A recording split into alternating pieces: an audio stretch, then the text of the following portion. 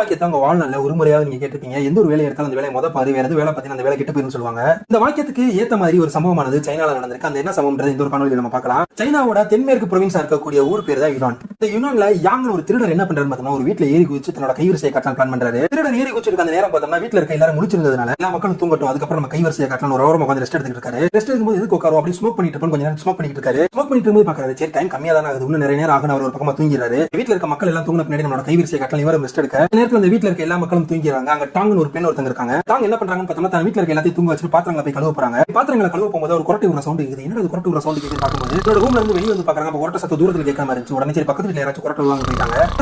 அந்த குரட்டை சத்தம் ரொம்ப ஹெவியா கேட்க ஆரம்பிச்சு. டாங் என்ன பண்றாங்க அப்படின்னு போய் பார்த்தோம்னா என்னடா குரட்டை சத்தம் கேட்கற பக்கத்துக்கு போறாங்க. அங்க போய் பார்க்கும்போது தான் தெரிஞ்சிருக்கு ஒரு நபர் பார்த்தோம்னா அங்க தூங்கிட்டு இருந்திருக்காரு. யாரும் அந்த நம்ம இங்க இருக்கிற தூங்கிட்டு இருக்காங்க. அங்க இருக்க போலீஸ் ஃபோன் பண்ணி கேட்கணும் தெரிஞ்சிருக்கு. அவர் வேற யாரும் இல்ல, அவர் ஒரு திருடர். வந்த இடத்துல கொஞ்சம் நேரம் தூங்கி எந்திரிச்சு திருடலாம் பாத்துருக்காரு. தூங்கின மனுஷன் ஒரேடியா தூங்கிட்டாரு போலீஸ் வர வரைக்கும்.